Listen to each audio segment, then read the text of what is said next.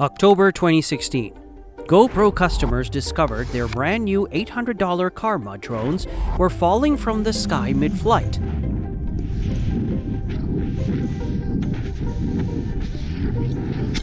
The action camera company that had revolutionized extreme sports filmmaking had just bet everything on drones.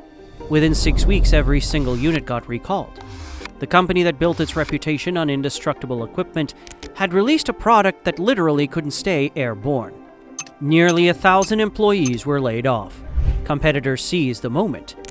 The stock price collapsed from $86 to $8. This is the story of how a $10 billion empire destroyed itself with one catastrophic product.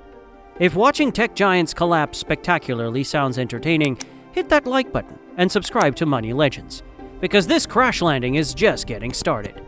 Stanford graduate Nick Woodman had already failed twice as an entrepreneur by 2002. His first startup, an online gaming platform called Funbug, burned through $4 million in venture capital before shutting down during the dot-com crash. His second attempt, a marketing company called EmpowerAll.com, collapsed even faster. Most 27-year-olds would accept defeat and find corporate jobs. But Woodman borrowed $235,000 from his parents and disappeared to Australia and Indonesia for 6 months. He spent his days surfing perfect waves and his nights obsessing over the same recurring problem. He wanted footage of his surfing sessions, but every camera he tried would break after a few wipeouts. Waterproof housings leaked salt water. Mounting straps snapped. Even expensive equipment couldn't survive a single day in the ocean. He returned to his parents' California garage in 2002 with a mission to build cameras that could survive anything. His first prototype was a 35mm camera duct taped to his wrist with a modified watch strap and wetsuit scraps. It looked absurd, but it captured perfect footage underwater. In crashes, during extreme conditions that destroyed every other camera on the market. Word spread through surf shops faster than Woodman could assemble units by hand. Pro surfers bought cameras directly from the garage. Extreme sports magazines featured his footage. Sales jumped from $150,000 in 2004 to $350,000 in 2005. The breakthrough came in 2009 with the GoPro Hero HD. Suddenly, weekend warriors could capture footage that looked professional. The tiny camera survived motorcycle crashes, mountain climbs, and deep-sea dives that would instantly kill any smartphone. Sales exploded to $234 million by 2011. YouTube became flooded with insane GoPro footage, racking up millions of views. Base jumpers and skydivers transformed into overnight celebrities. The company had tapped into something bigger than cameras. They'd captured the universal desire to feel extraordinary. By June 2014, GoPro launched its IPO at $24 per share. The stock rocketed to $98 within 4 months. That garage startup was suddenly worth $10.2 billion. Nick Woodman became America's highest-paid CEO that year, earning $284 million. His parents' risky $250,000 investment had generated a global empire. By standing at the absolute peak of success, one question haunted every board meeting. What happens when everyone who might buy a GoPro already owns one? By 2015, GoPro's executives faced a terrifying reality. Smartphone cameras were improving every quarter, closing the quality gap that made action cameras so essential. Apple's iPhone 6s could shoot 4K video. Samsung had added optical stabilization. The action camera market was starting to look expendable. Internal sales projections confirmed their worst fears. Camera revenue alone wouldn't sustain a $10 billion valuation. Wall Street expected growth, not plateau. The company needed massive expansion into new territory or face irrelevance. Nick Woodman made the boldest bet in the company's history. GoPro would launch Karma, a consumer drone designed to revolutionize aerial photography and cement their dominance beyond cameras. The project would consume over $200 million in research and development. The gamble carried enormous risk. DJI, the Chinese drone manufacturer, already dominated the consumer drone market with superior technology and lower prices. Their Phantom series controlled 70% of global sales. GoPro was essentially declaring war on a company that had spent 7 years perfecting aerial robotics while GoPro was focusing on cameras. Woodman convinced his board the risk was necessary, though. Karma represented GoPro's transformation from camera company to complete adventure ecosystem. Marketing materials promised professional quality aerial footage for everyday adventurers at accessible prices. The vision was intoxicating, owned both the camera and the platform that captured impossible angles. Teams of engineers worked 18-hour shifts for months, mastering entirely unfamiliar technology. Drones required expertise GoPro didn't possess: aerodynamics, battery optimization, GPS navigation, collision avoidance. The company hired 600 new employees specifically for the drone division, expanding from 1,000 to 1,650 people. Manufacturing partnerships stretched across 3 continents. Every dollar of profit got reinvested into Karma development. September 2016, launch day arrived. Pre-orders flooded in from loyal customers who trusted the GoPro brand. Retail partners like Best Buy cleared premium shelf space. Tech reviewers prepared launch coverage. The stock market watched expectantly. If Karma succeeded, GoPro would dominate 2 massive markets simultaneously. If it failed, they'd have wasted hundreds of millions while competitors devoured their core camera business. The company's entire future was riding on a product category they'd never built before, competing against an established giant. September 19, 2016, GoPro launched Karma at a massive press event in Lake Tahoe. Reviews were mixed. The drones flew well enough, but lacked the advanced features DJI offered at similar prices. Still, 2,500 units sold in the first weeks purely on brand loyalty. Then customers started posting videos online. A drone plummeting into a lake during a family vacation. Another falling from 40 feet onto a hiking trail. Each video showed the same terrifying pattern. Karma drones flying normally, then suddenly dropping from the sky without warning. No error messages, no emergency landing protocols, just instant power loss followed by gravity. The engineering team went into crisis mode, analyzing every component. Software tested perfectly. Power system showed no issues in the lab. GPS navigation functioned flawlessly. Every individual part worked. So why were assembled units falling from the sky? Engineers finally discovered the problem buried in the gimbal stabilization system, the mechanism that kept camera steady during flight. Under specific vibration frequencies, the gimbal would disconnect from its mounting bracket. Once detached, it interfered with the drone's internal sensors, causing total system failure. The flaw was subtle enough to escape months of controlled testing, but out in real-world conditions, with varying temperatures, wind speeds, and flight patterns, the gimbal would eventually work itself loose. Then the drone became a falling brick. More customer reports flooded social media showing near misses that could have been disasters. Drones crashing near bystanders on beaches, units falling into crowds at outdoor events. GoPro faced potential lawsuits that could bankrupt the company if somebody got seriously injured. Nick Woodman had no choice. On November 8, 2016, just weeks after launch, GoPro announced a complete Karma recall. Every single unit, all 2,500 drones sold worldwide, had to be returned immediately. Each recall cost GoPro roughly $1,800 per unit in manufacturing expenses, shipping, and customer refunds. The company burned through $4.5 million just processing returns, on top of the $200 million development cost. But the financial damage was nothing compared to the reputational catastrophe. GoPro had built its entire brand on one promise: indestructible equipment that survived anything.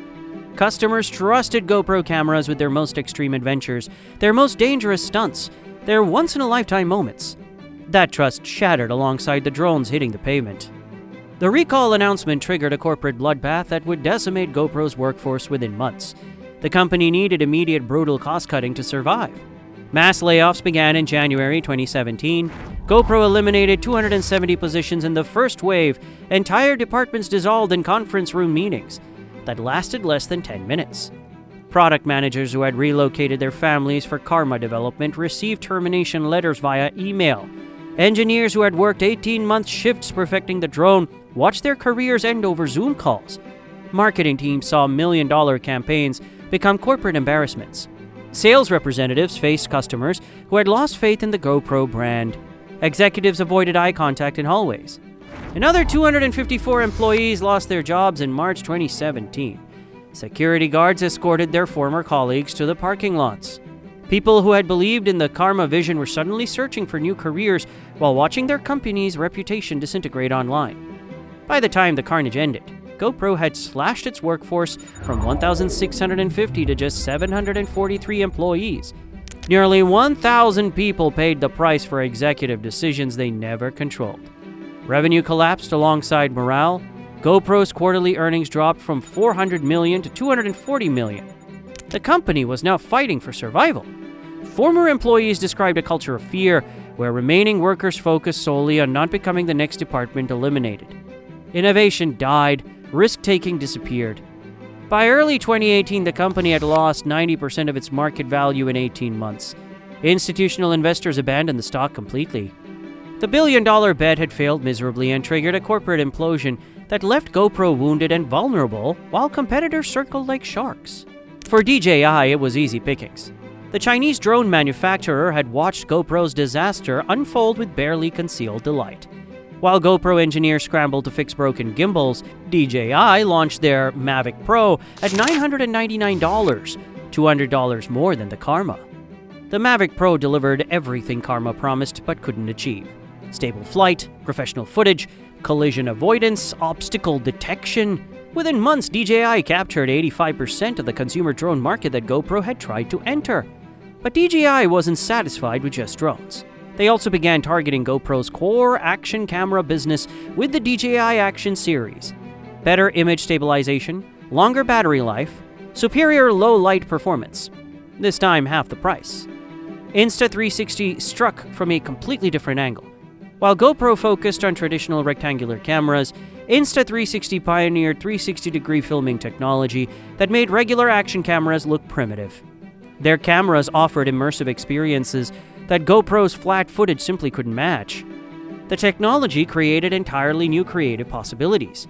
Content creators could film once and choose their angles in post-production. Professional filmmakers adopted 360 cameras for commercial projects. GoPro traditional cameras suddenly felt limited and outdated. Pro athletes and content creators started jumping ship en masse. Snowboarding legends who'd built careers on GoPro footage suddenly appeared in Insta360 marketing campaigns. The action sports community that had once worshipped GoPro began treating it like yesterday's technology.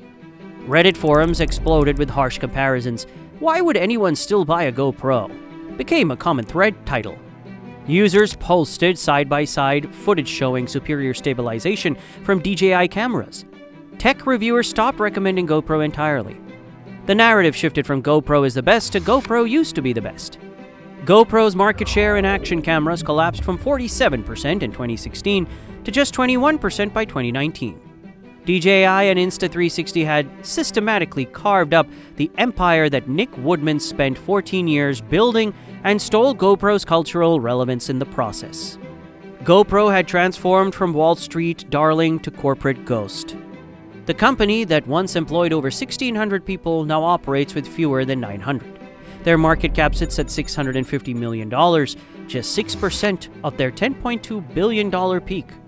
Revenue dropped to $186 million in Q2 2024, down from $400 million at their height. The company is burning cash faster than they're making it. Operating margins remain stuck in negative territory. Every quarterly report shows deeper losses and grimmer projections. GoPro's Hero 12 cameras still sell, but Amazon reviews show the reality. Customers compare every feature to DJI and Insta360 alternatives. "Great camera from 2015, reads one top review. But why would you still buy this when DJI Action 4 exists for less money and better quality?" Desperate for relevance, GoPro has launched a subscription service called GoPro Plus. Users pay $50 annually for cloud storage and editing software. The service generates some revenue, but subscription income can't replace hardware sales when your hardware is obsolete. The company has also tried pivoting to software solutions. GoPro's Quick app promises professional editing on smartphones, but apps like CapCut and DaVinci Resolve already dominate that market with superior features and better pricing. Another failed pivot. GoPro's brand recognition among teenagers has dropped to 23%. That generation that should be driving future sales doesn't even know what GoPro represents. To Gen Z, GoPro is what their parents used before smartphones got good cameras. Stock analysts openly question whether GoPro can survive another 5 years.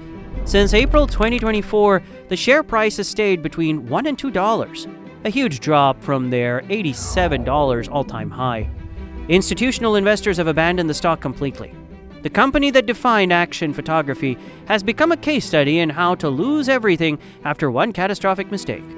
GoPro exists today as a wounded giant, clinging to life support, while competitors dominate the markets they once owned.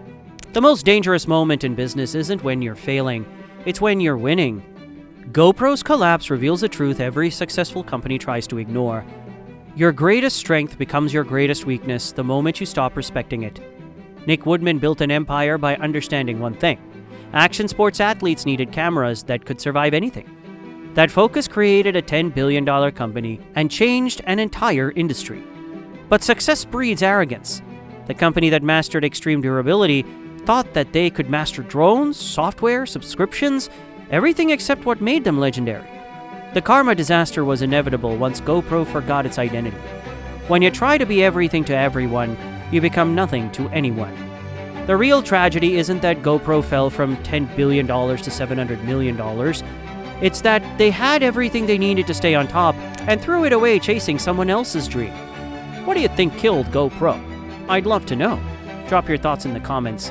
And if corporate collapses this spectacular fascinate you, smash that like button and subscribe to Money Legends. Ready for another jaw-dropping business story? Click here now. This one is incredible.